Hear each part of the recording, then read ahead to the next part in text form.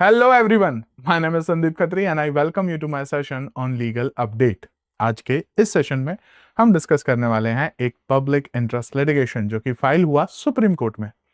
तो सबसे पहले जानेंगे कि उस केस के मटेरियल फैक्ट्स क्या थे, उसके बाद क्या इश्यूज क्रिएट हुए और अब रिसेंटली सुप्रीम कोर्ट ने इस पीआईएल में क्या इंटरिम डायरेक्टिव पास किए और उनके रीजंस क्या थे। इन्हीं सब पे बात करेंगे आज के इस सेशन में। तो स्टार्ट करते हैं without wasting a second। देखिए, as you can see on the screen, the citation of the case is Harshita Grover versus Union of India and others 2026 Supreme Court। So सबसे पहले फैक्ट्स जानते हैं।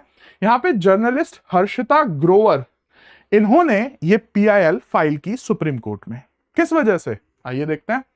Under article 32 जो है ये PIL file हुई और इन्होंने कहा टू सीक गाइडलाइंस आनी चाहिए सुप्रीम कोर्ट की तरफ से ताकि हम रेगुलेट कर सकें जो भी अनऑथराइज्ड क्लिपिंग हो रही है, एडिटिंग हो रही है या रीडिस्ट्रीब्यूशन या मोनेटाइजेशन हो रहा है लाइव स्ट्रीम्ड कोर्ट रूम की रिकॉर्डिंग्स का। देखिए, बहुत ही आम है, अगर आप यूट्यूब पे जाएंगे, एक्स पे जाएंगे या इंस्टाग्राम पे एंड सो ऑन, आपकी सोशल नेटवर्किंग एप्स पे, तो आपको बहुत कॉमनली कोई ना कोई कोर्ट की प्रोसीडिंग्स ना वहां पे देखने को मिल जाएगी, उसकी कोई ना कोई क्लिप मिल जाएगी और उस क्लिप में हो सकता है पीछे से कोई बैकग्राउंड म्यूजिक भी लगाया हो सकता है वहां पे कुछ मिसलीडिंग जो है इंफॉर्मेशन भी दी गई हो एंड सो ऑन।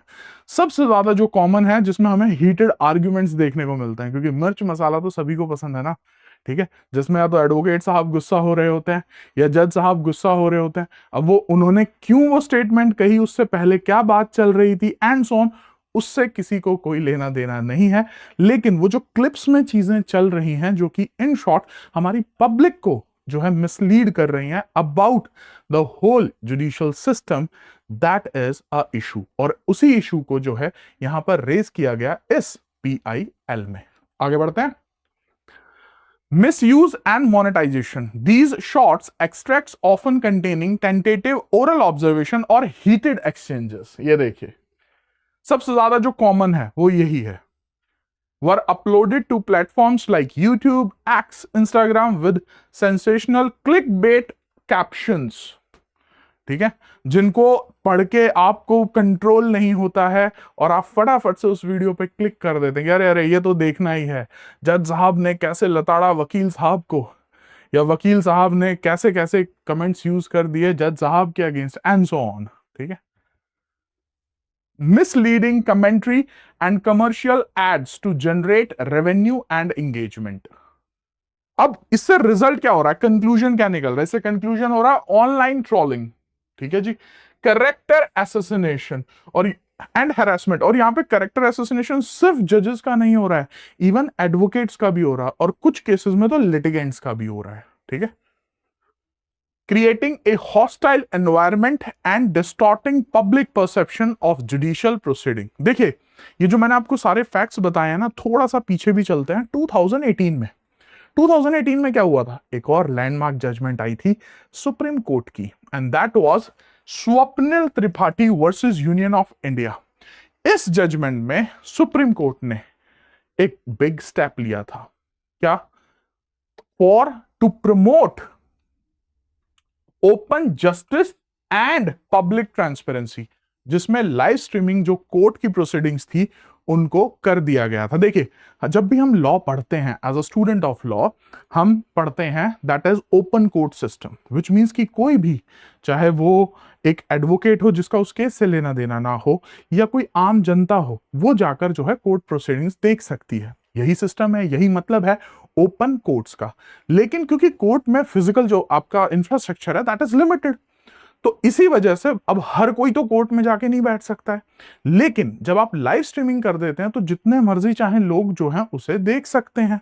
तो ये जो है इस लैंडमार्क जजमेंट में यहां पर एडवांस करने के लिए open justice and public transparency, इस चीज को इंट्रोड्यूस किया गया था। लेकिन आजकल हो क्या रहा है, आजकल हो रहा है कि यहां से क्लिप्स उठा ली, उसमें म्यूजिक डाल दिया एंड सो ऑन, या फिर मिसलीडिंग इंफॉर्मेशन पुट कर दी गई हैं और फिर उनको जो है बार बार उस पर क्लिक बेट्स जो हैं वो कैप्शंस लगा दिए जाते हैं, जिससे कि जो है कंप्लीटली गलत इंफॉर्मेशन जो है वो पब्लिक के पास जा रही है। अब आते हैं इश्यूज हमारे सामने इस पर्टिकुलर केस में क्या क्या है। तो एक तरफ है open court, open justice versus dignity of courts. तो on the name of transparency हम कोर्ट्स की डिग्निटी को तो जो है वो चैलेंज नहीं होने दे सकते। तो यहां पर इन शॉर्ट हमें डिसाइड क्या करना है। आइए अब देखते हैं कि इस पर्टिकुलर केस में क्या क्या चैलेंजेस थे कोर्ट के सामने। तो जो की इश्यूज थे, तो एक तरफ है हमारे सामने ओपन जस्टिस की भाई ट्रांसपेरेंसी होनी चाहिए, और दूसरी तरफ द डिग्निटी ऑफ कोर्ट। तो इन शॉर्ट की कुछ इस तरीके की गाइडलाइंस आपको लेकर आनी होंगी जिसमें कोर्ट की डिग्निटी भी चैलेंज ना हो और ट्रांसपेरेंसी भी कंटिन्यू रहे। Next, commercial exploitation. किसी भी तरीके से कोई भी जो प्राइवेट डिजिटल क्रिएटर्स हैं या सोशल मीडिया प्लेटफॉर्म्स पे जो चीजें आपकी लाइव प्रोसीडिंग्स हैं उनको मोनेटाइज जो है कोर्ट रूम प्रोसीडिंग्स को ना किया जाए। एक और इंपॉर्टेंट फैक्टर है and that is related to article 19, that is fundamental right, freedom of speech and press. तो देखिए, जब भी आपकी यहां पे लिखा भी गया है फेयर न्यूज रिपोर्टिंग, तो जब भी फेयर न्यूज रिपोर्टिंग हो रही है तो उसमें तो आपकी जो क्लिप्स वगैरह है उनको यूज किया ही जाता है, तो क्या अब उनको भी बैन कर दिया जाएगा and so on. So that was the issue that needs to be decided by the honourable supreme court. Threat of AI and deep fakes. अब क्या बहुत ही इजीली जो है, जिस तरीके से एआई डेवलप हो रहा है, जिस तरीके से हम एआई के वीडियोस देख रहे हैं, बहुत इजीली जो है किसी की भी वॉइस में कोई भी स्टेटमेंट्स जो हैं वो पास ऑन करवाई जा सकती हैं, कोई भी वीडियो को एडिट किया जा सकता है। तो क्या कोर्ट प्रोसीडिंग्स में भी हम किस तरीके से एआई को जो है वो रोक सकते हैं कि इन शॉर्ट किसी भी तरीके से मिसलीडिंग इंफॉर्मेशन जो है वो पब्लिक के पास ना जाए। आइए अब देखते हैं रिसेंटली सुप्रीम कोर्ट ने क्या इंटरिम डायरेक्टिव दिया है। इन शॉर्ट आपका एक टेम्परेरी ऑर्डर जो है वो दिया गया है जब तक इसमें फाइनल जजमेंट नहीं आती है। सबसे पहला, प्रोहिबिशन ऑन अनऑथराइज्ड कंटेंट। तो अनऑथराइज्ड कंटेंट को कंप्लीटली प्रोहिबिट कर दिया गया है। Strictly prohibited the extraction, editing, modification, dissemination, posting, reposting, uploading or monetization of audio video recordings of judicial proceedings on any social media or digital platform। तो in short अब आपको supreme court की proceedings जो हैं वो social networking websites पर, apps पर अब जो है वो देखने को नहीं मिलेगी। प्रायर परमिशन मैंडेटरी, और अगर किसी को भी वो प्रोसीडिंग्स यूज करनी है तो उन्हें प्रायर परमिशन लेनी होगी। किन किन से परमिशन लेनी होगी? तो either secretary general of the supreme court और the registrar general of the respective high court, इनसे जो है प्रायर परमिशन पहले लेनी होगी। Next one, exemption for fair news reporting. तो देखो, इन शॉर्ट जब हम न्यूज रिपोर्टिंग की बात करते हैं और यहां पे कीवर्ड है दैट इज द फेयर, ठीक है, and that is a question of fact. लेकिन फेयर न्यूज रिपोर्टिंग के लिए जो है उन क्लिप्स का यूज किया जा सकता है। Clarified that the interim order is not a gag order. अब ये गैग ऑर्डर क्या होता है? इन शॉर्ट कोई भी यूज नहीं कर सकता है, ठीक है, and does not affect fair, accurate and journalistic reporting of court hearings by media professionals.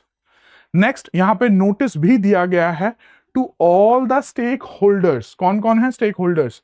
चाहे उसमें आपकी यूनियन गवर्नमेंट हो, that is the central government, सारी की सारी high courts, major digital intermediaries जिसमें आपका Meta and acts directed high courts to submit reports on the impact and the current state of continuous live streaming guidelines। अब आते हैं, ये तो आपका हो गया interim directive, to the last part of this video and that is the reasons कि भाई ऐसा क्यों किया गया। अब इस रीजन से पहले मैं एक स्टेटमेंट यूज करना चाहूंगा जो कि मुझे बहुत पसंद आई, and that is from justice Joymalya Bagchi. इन्होंने कहा है it can't be a 24/7 entertainment channel by the court. कि देखिए, कोर्ट की प्रोसीडिंग्स जो हैं वो एक एंटरटेनमेंट के लिए जो है वो यूज नहीं की जा सकती है। इन शॉर्ट, जब हम बात करते हैं जुडिशियल प्रोसीडिंग्स की तो it is a serious constitutional functions, ठीक है जी। और आप इसको डिजिटल एंटरटेनमेंट या क्लिक बेट के लिए एक्सप्लॉइट जो है वो नहीं कर सकते हो। That is the first reason कि क्यों ये इंटरिम डायरेक्टिव दिया गया।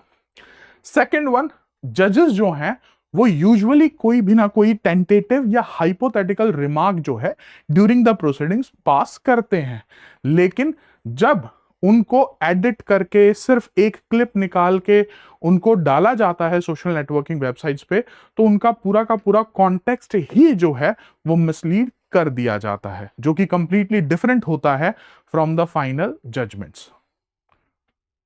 Protection from cyber trolling. तो देखिए जो वीडियो क्लिप्स हैं जो कि क्रिएट करती हैं climate of hostility, and this is subject to, चाहे इसमें जजेस भी आ जाते हैं, लॉयर्स भी आ जाते हैं और लिटिगेंट्स भी आ जाते हैं, जिनको कि बाद में टारगेट किया जाता है बाय द पब्लिक। तो ये बहुत जरूरी है कि इस साइबर ट्रोलिंग को रोकने के लिए इट इज इंपॉर्टेंट कि हम इस तरह की गाइडलाइंस लेकर आए। Now what do you think, आपके इस पर क्या विचार हैं? क्या आपको लगता है कि हमें इस तरह की गाइडलाइंस की जरूरत है और या फिर नहीं जरूरत है? Do tell me in the comments. आज के लिए इतना ही, मिलते हैं नेक्स्ट वीडियो में जल्दी ही। तब तक के लिए thank you very much, goodbye, take care and yes it's time to say piece.